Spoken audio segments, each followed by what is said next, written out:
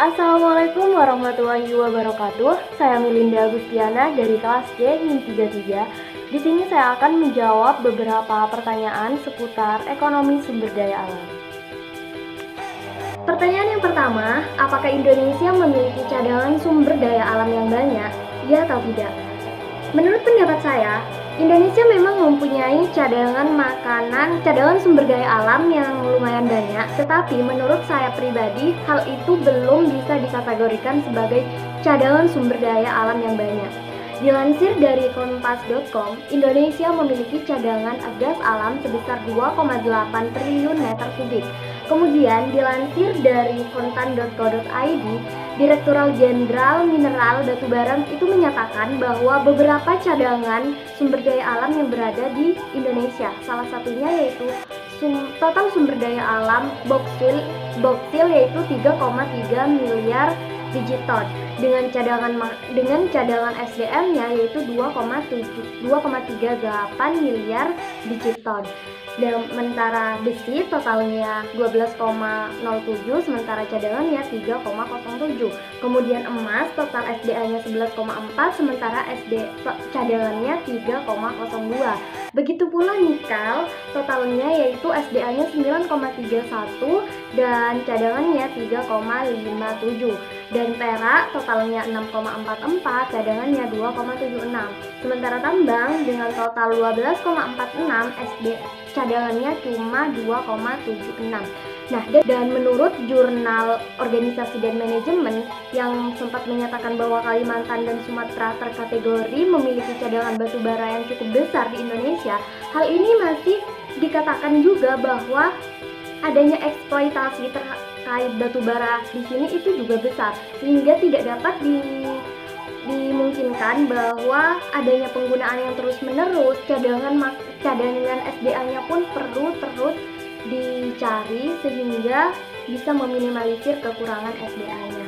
Dan untuk saat ini, dari beberapa data yang sudah saya uraikan di atas, saya pribadi menyatakan bahwa SDA di Indonesia belum terkategori banyak, karena rata-rata masih tidak mencapai separuh SDA-nya dari total SDA yang berada di Indonesia.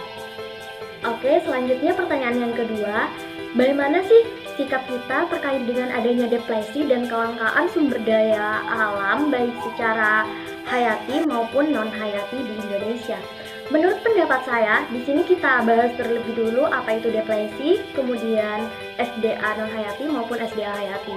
SDA hayati merupakan sumber daya alam yang berasal dari makhluk hidup, sementara SDA non-hayati merupakan sumber daya alam yang berasal dari bukan makhluk hidup. Contohnya seperti air, cahaya matahari, dan beberapa lainnya. Dan apa sih itu depresi? Depresi merupakan suatu tindakan atau pengambilan sumber daya alam secara besar-besaran dalam jangka waktu panjang sehingga mengakibatkan SDA tersebut itu menjadi langka atau cadangan SDA di Indonesia semakin menipis. Itu merupakan salah satu contoh depresi. Nah, kembali ke pertanyaan, bagaimana sih sikap kita atau tindakan kita terkait dengan adanya depresi? Tentu dengan adanya hal tersebut, kita kembali dulu ke kebijakan pemerintah. Pemerintah sudah menerapkan beberapa kebijakan terkait sumber daya alam yang ada di Indonesia. Apabila masih adanya kelangkaan atau hal itu, berarti adanya penegakan yang diterapkan oleh pemerintah itu masih belum ketat. Dalam artian, masih ada kelompok kapitalis atau kelompok miskin yang menyalahgunakan SDA di Indonesia. Maka dari itu akan berimbas adanya depresi terkait SDA di Indonesia. Dan salah satu tindakan kita dengan adanya yaitu dengan adanya memanfaatkan SDA secara tepat waktu atau efisien, sehingga adanya SDA bisa keberlanjutan, atau dalam artian manfaatkanlah SDA sebaik mungkin tanpa kita memanfaatkan secara besar-besaran, sehingga hal itu tidak bisa menyebabkan SDA kita langka. Jadi hal itu termasuk tindakannya. Pertanyaan yang ketiga yaitu, apa sih pendapat saya terkait dengan adanya eksploitasi besar-besaran yang tujuannya ialah untuk pembangunan? Nah, menurut pendapat saya pribadi, meskipun hal itu ditujukan untuk pembangunan, dengan adanya eksploitasi itu berarti hal yang tidak baik. Dimana apabila kita melakukan apa-apa itu dengan secara berlebihan, itu pasti dampaknya akan tidak baik.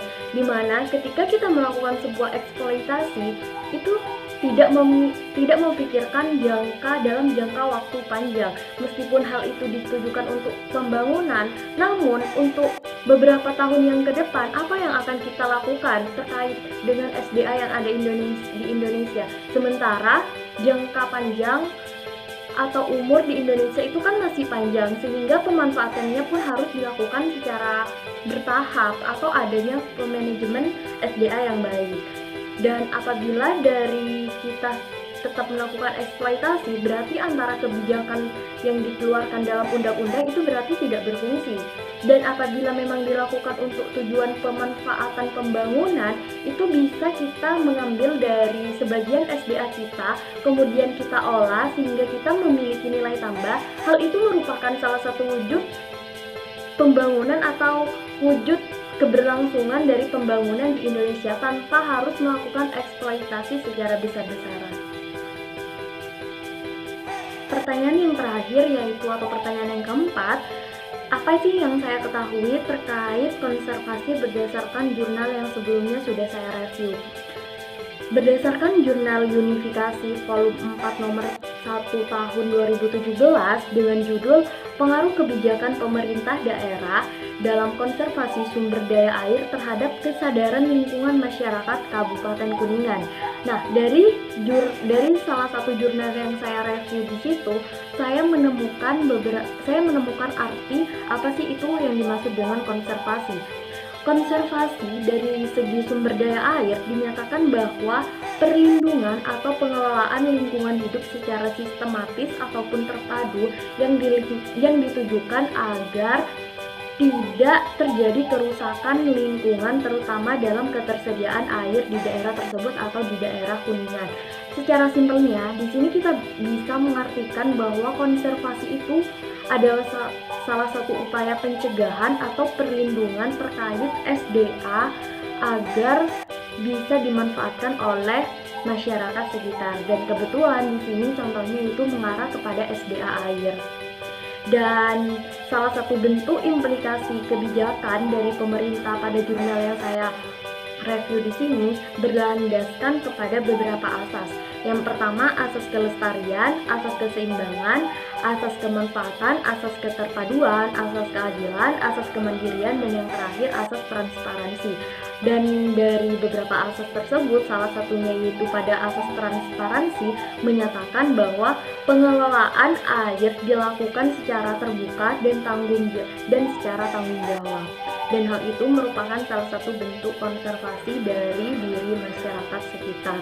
Dan ada lagi dari Undang-Undang Nomor 12 Tahun 2007 dinyatakan bahwa masyarakat sekitar harus memiliki inisiatif dalam melakukan lomba-lomba atau inovasi lomba terkait pemanfaatan atau melakukan lomba kebersihan lingkungan di daerah Kuningan. Dan hal itu dibuktikan oleh masyarakat Kuningan dengan adanya penolakan atau pendemoan secara serentak terkait adanya penebangan